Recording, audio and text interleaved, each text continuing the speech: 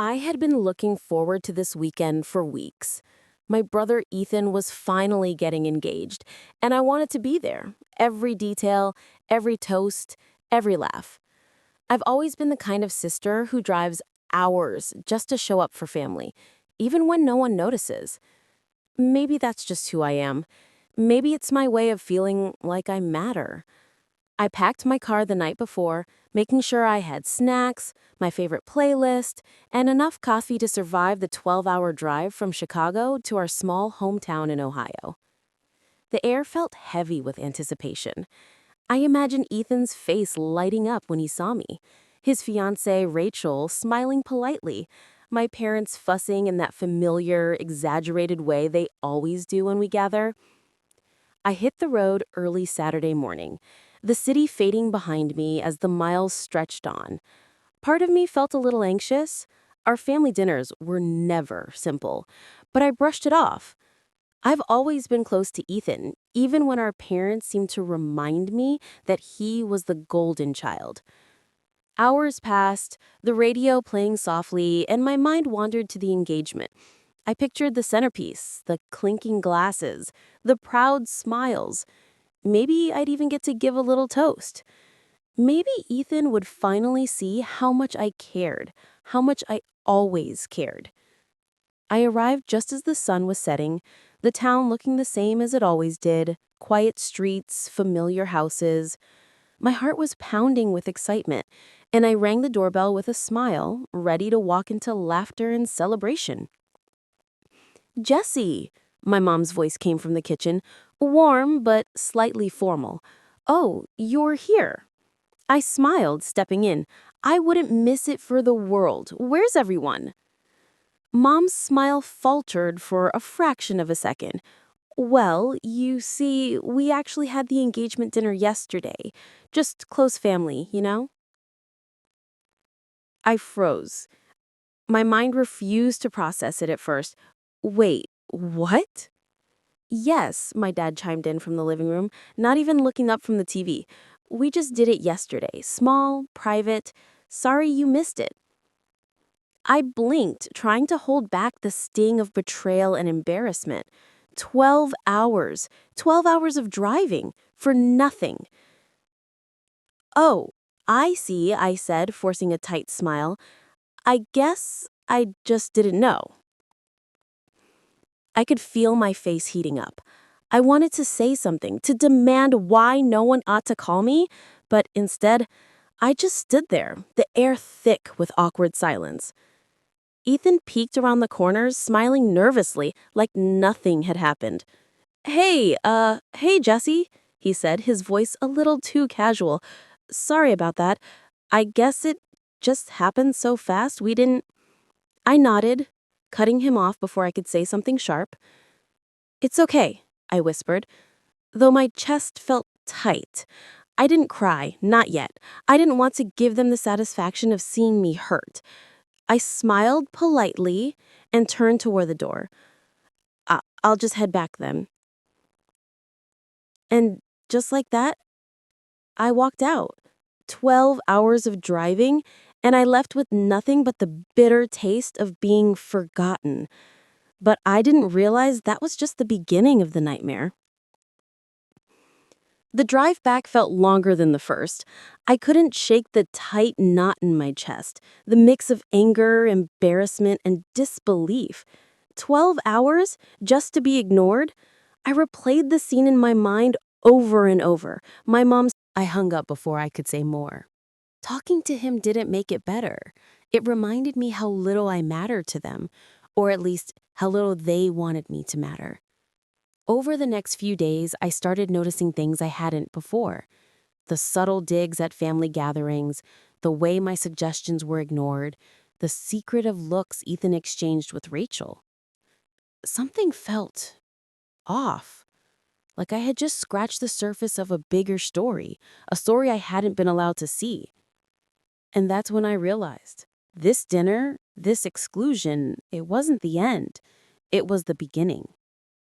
I couldn't stop thinking about the way Ethan and Rachel had whispered in corners whenever I entered a room. At first, I told myself I was imagining things, Paranoia after being excluded, maybe. But then there were little clues I couldn't ignore. A hushed phone call that stopped the moment I walked by, a quick glance shared between them, loaded with a secret I wasn't supposed to know. I decided to go back to the house under the pretense of picking up a few things I had left behind. My parents were polite, almost too polite, and Ethan greeted me with that same nervous charm. But as I walked through the rooms, I couldn't shake the feeling that something was being hidden. In the living room, I noticed a folder sticking out from under the coffee table. It looked like it had been shoved there in a hurry. My curiosity got the better of me. I knelt down and pulled it out. Inside were several envelopes, bank statements, investment papers, and a few letters addressed to Ethan from someone named Rachel. I sat there, heart pounding. The letters were strange. They weren't love notes, they were calculated, talking about finances, plans, and deadlines. It suddenly made sense why the dinner had been so private. This wasn't just about celebrating love. It was about money, and I had been conveniently left out. A voice behind me made me jump. "Jesse, what are you doing?" Ethan's tone was too calm, but I could hear the edge beneath it. I I just found this," I said, holding up the folder. "What is all of this?" He hesitated, then tried to laugh it off. "Oh, that? It's nothing really, just adult stuff. You wouldn't understand." I felt a surge of anger. "Nothing? Ethan, this is serious, and you kept me out of everything. Why? Because I might ask questions?" He looked away, fiddling with the edge of a photo frame. I I didn't want you to worry, that's all." But I didn't believe him. The way Rachel had whispered in the kitchen, the secrecy, it wasn't about protecting me. It was about keeping me in the dark. And suddenly, I realized that I had been naive, thinking this was just another family oversight. This was deliberate. For the first time, I understood that my loyalty, my effort, my willingness to drive 12 hours just to be part of a moment that should have included me, none of it mattered to them. They had planned this without me, calculated every move, and treated me like I was invisible. I left their house that day, but I wasn't the same. A part of me had shifted. I knew now that staying quiet, ignoring the small betrayals over the years, it had to end. I didn't know how yet, but I could feel the tension building, the plan forming inside my mind. And I couldn't shake the thought that what I had stumbled onto, those letters, those hushed conversations, it was just the tip of the iceberg. Whatever Ethan and Rachel were hiding, it was bigger than I could have imagined. I had no idea that just a few days later, they would be calling me, panicked, needing my help, and that's when I would realize just how much power I actually held. I couldn't stop thinking about the folder.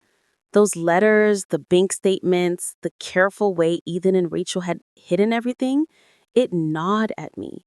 For years, I'd always assumed my family's mistakes were just oversights, little slips in the chaos of life. But now, it was clear. They were hiding things from me on purpose. I started paying closer attention whenever I spoke with them. Every dinner, every phone call, every family gathering, I listened for patterns, for the little cracks they left in their stories. And I started noticing more.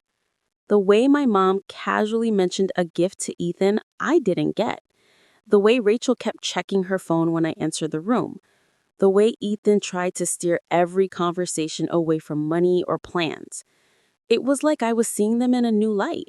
For the first time, I realized my role in the family had always been that of the invisible sister, the one who made the effort, who showed up, who cared, but wasn't really part of the inner circle. And now, finally, I had proof.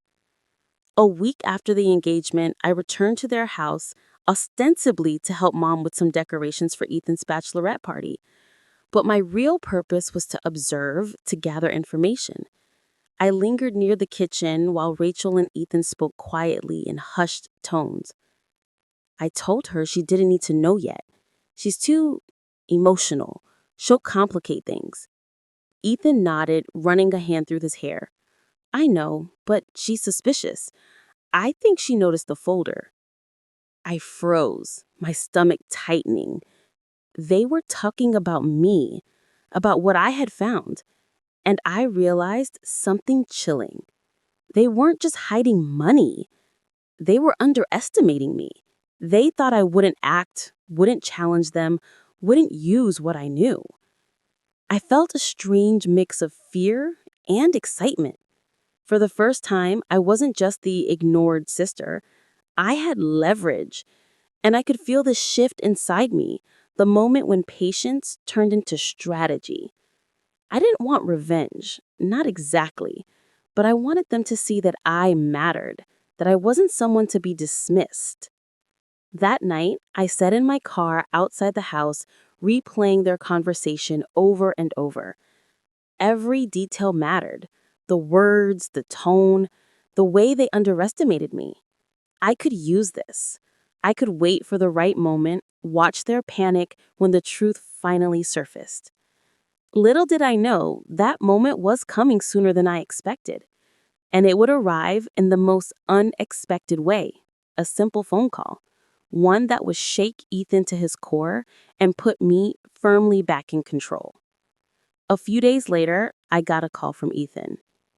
His voice sounded different, not his usual confident, charming tone, but panicked, almost frantic.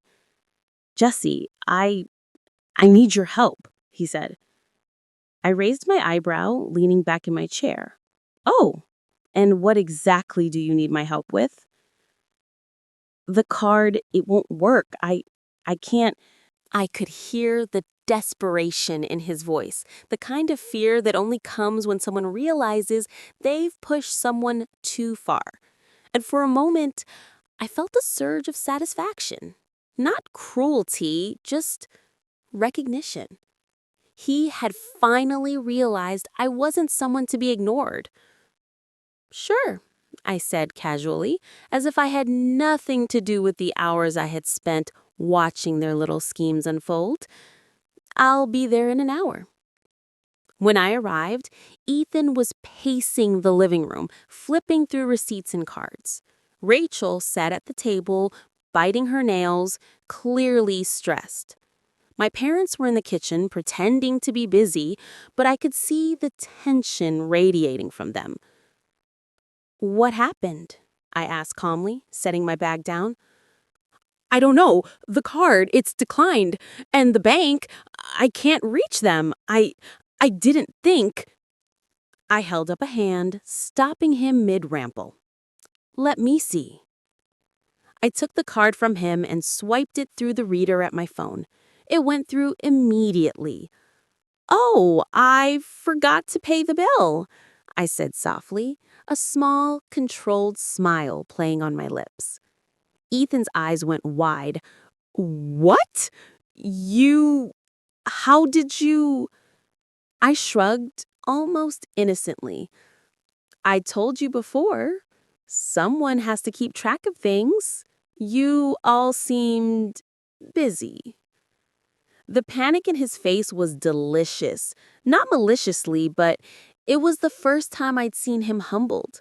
And in that moment, I realized just how much power I had over these people who treated me like I didn't matter. Rachel looked at me, trying to mask her surprise. My parents exchanged glances, and I could see the tiny cracks forming in their composed facades. Jesse, thank you, Ethan stammered, his usual charm gone, replaced with genuine relief and fear, too. I nodded slowly. Don't mention it. Just maybe next time consider letting me know what's going on. He swallowed hard, probably realizing that this was the first time he had truly underestimated me.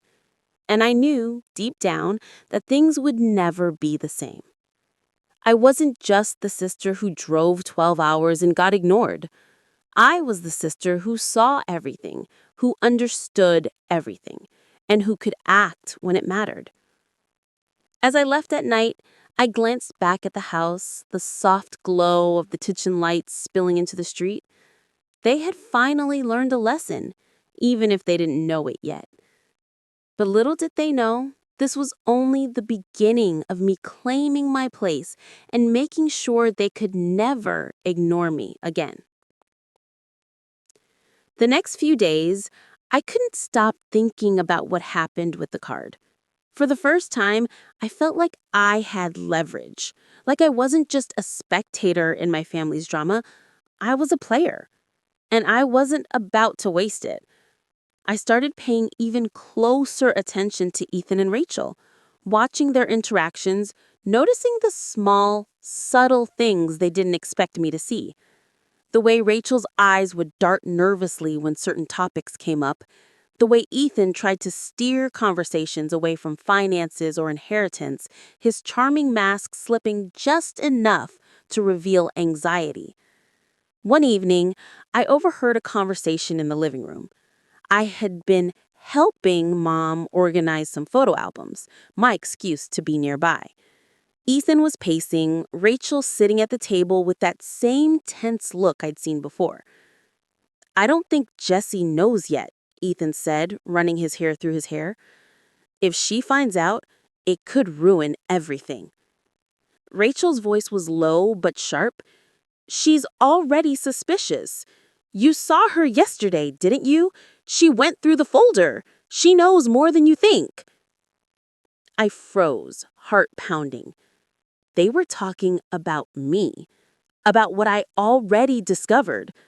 The realization hit like a punch to the stomach. They weren't just hiding things from me. They had been actively trying to keep me in the dark, to manipulate what I saw and what I didn't see. But instead of fear, a sense of clarity washed over me. They had underestimated me my entire life, assumed my loyalty meant I'd never act, that I'd quietly accept exclusion and betrayal. They had no idea how wrong they were.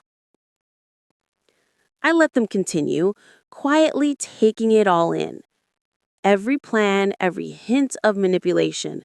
They were playing a game, and I was finally awake to the rules. And by the end of the evening, I knew I had to be strategic. I couldn't just confront them outright, at least not yet.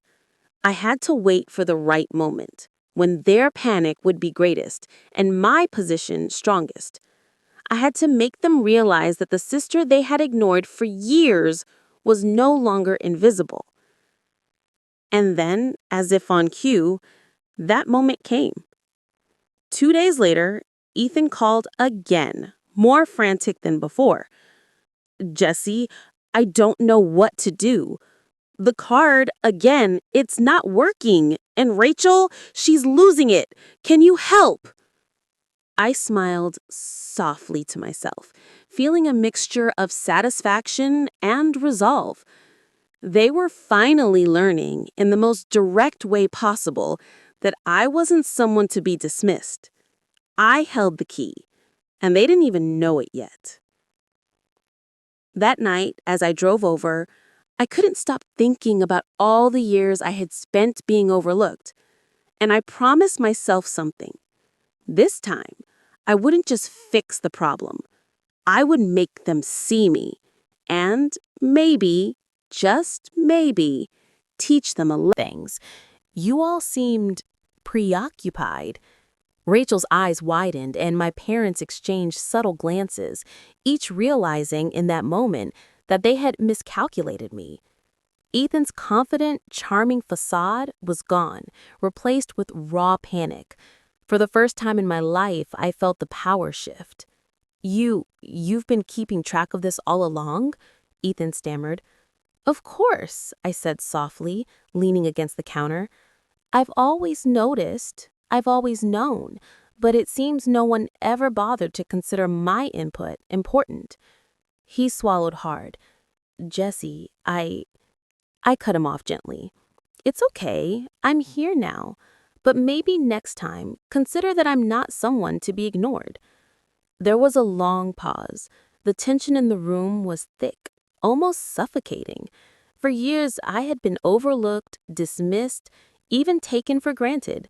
And now, finally, they were beginning to understand that I wasn't just loyal, I was observant, capable, and not afraid to act when it mattered. That night, as I left their house, I felt something I hadn't felt in years: satisfaction. Not revenge exactly, but recognition. They had finally seen me, even if only for a moment. And I knew that this small crisis had shifted the family dynamics forever. But I also knew one thing: the real test wasn't over. Ethan and Rachel would soon realize that underestimating me had consequences far beyond a failed card, and I was ready to make sure they learned that lesson fully. After that night, things didn't go back to normal. The family's polite smiles felt different now, a little strained, like they were all aware of a new balance of power. Ethan avoided making big plans without me, Rachel kept her distance, and even my parents seemed to measure their words before speaking. I could feel the tension whenever I walked into the room, and for the first time, I realized just how much they had underestimated me. I didn't want to make a scene, I wasn't that kind of person, but I also wasn't going to let them forget. At the next family dinner, I made small, deliberate comments that highlighted my awareness of the things they had tried to hide. "So, Ethan, did you make sure the finances are settled before the honeymoon?" I asked, casually, sipping my water. Ethan's face went pale, Rachel's hand froze mid-motion, and even my mom looked momentarily flustered. Yeah, everything's fine," Ethan said too quickly, trying to smile. I nodded, calm, letting the silence stretch just long enough for them to feel the weight of it. I wasn't accusing them outright, but they knew I knew, and that was enough. Later, I overheard a whispered conversation between Ethan and Rachel in the kitchen. She knows too much. We have to be careful," Rachel said. Ethan sighed. "I thought ignoring her would keep things simple. I didn't realize she'd actually notice everything." I stood there for a moment, hidden in the doorway, and felt a mixture of satisfaction and disbelief. They had spent years treating me as if my loyalty and effort meant nothing. And now finally, they were beginning to understand that I wasn't someone they could control anymore. That night, I reflected on everything: the exclusion from the engagement dinner, the whispered secrets, the subtle manipulations, and the panic over the card. It was all connected, a web of favoritism and deception that had kept me in the background for too long. And yet, even as I felt this surge of empowerment, a part of me knew the family dynamic wasn't fully resolved. Ethan's panic was temporary. Rachel's smiles were still calculated. My parents still had their ways of undermining me in quiet, subtle ways. I realized then that the journey wasn't just about proving myself.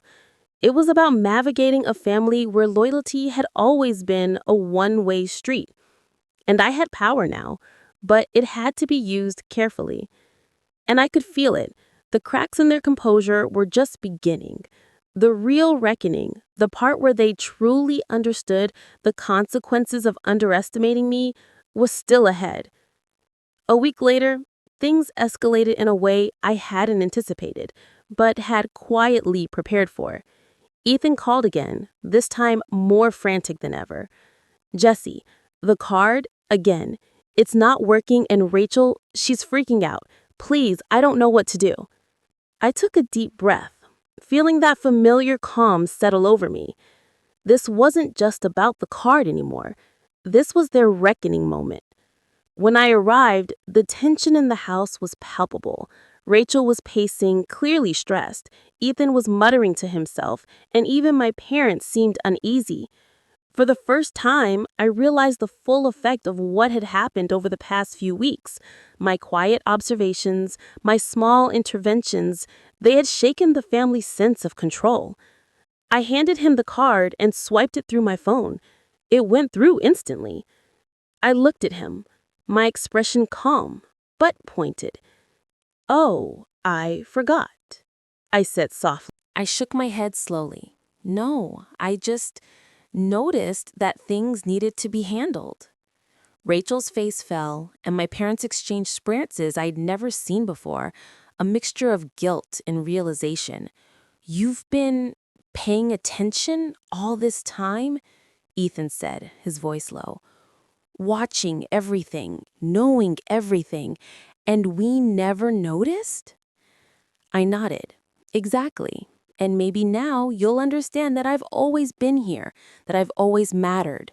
Even when you tried to leave me out, even when you thought I wouldn't see, I saw and I acted. Not to hurt you, but to show you that I'm not invisible. The room was quiet. I could feel the weight of my words sinking in.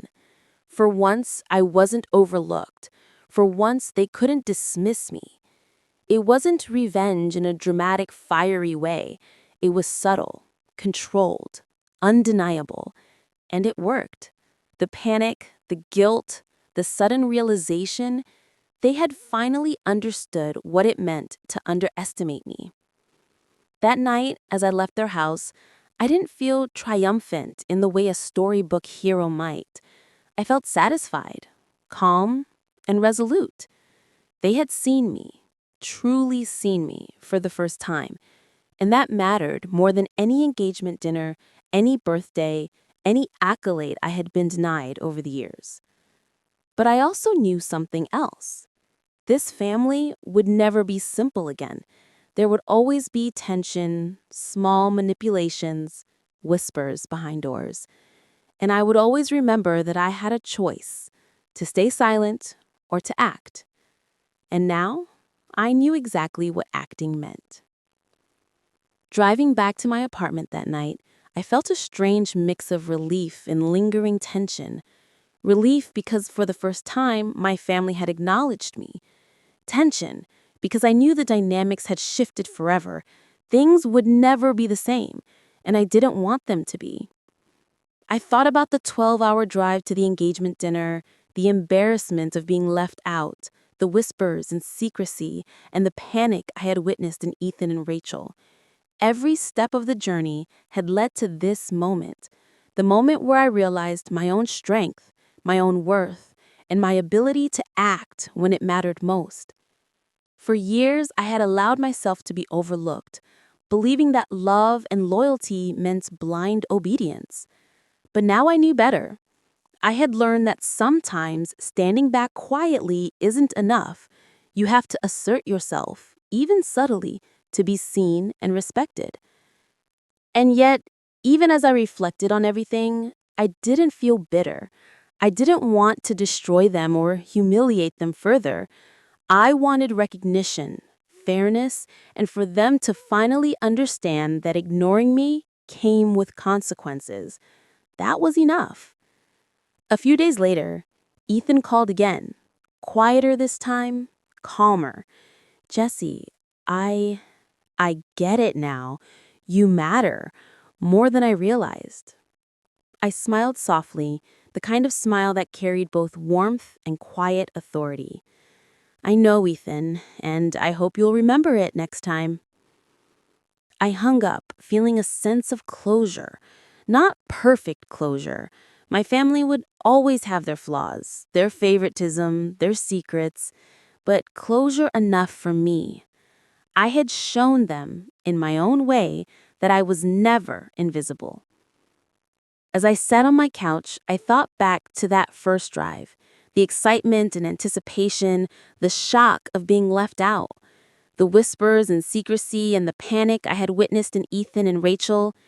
Every step of the journey had led to this moment, the moment where I realized my own strength, my own worth, and my ability to act when it mattered most. For years, I had allowed myself to be overlooked, believing that love and loyalty meant blind obedience. But now I knew better. I had learned that sometimes standing back quietly isn't enough.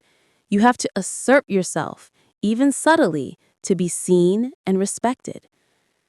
And yet, even as I reflected on everything, I didn't feel bitter.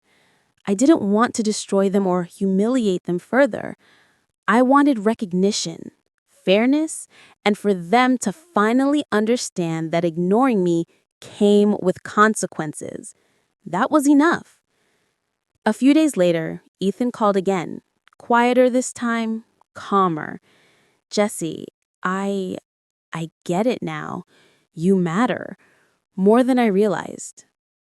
I smiled softly, the kind of smile that carried both warmth and quiet authority. I know, Ethan, and I hope you'll remember it next time. I hung up feeling a sense of closure. Not perfect closure. My family would always have their flaws, their favoritism, their secrets, but closure enough for me. I had shown them, in my own way, that I was never invisible.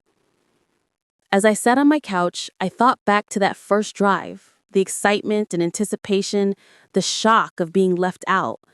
It had been a long journey, not just in miles, but in understanding my place, my value, and my strength. And even though I had smiled and left that night, now I understood smiling wasn't weakness, it was power. Because sometimes the quiet ones are the ones who see everything, remember everything, and act when it matters most. And this time, I had acted. I let out a deep breath and smiled again, knowing one thing for sure. My family had finally learned the lesson I had always hoped they would. And I, at last, had taken my rightful place, not as the overlooked sister, but as someone they could no longer ignore.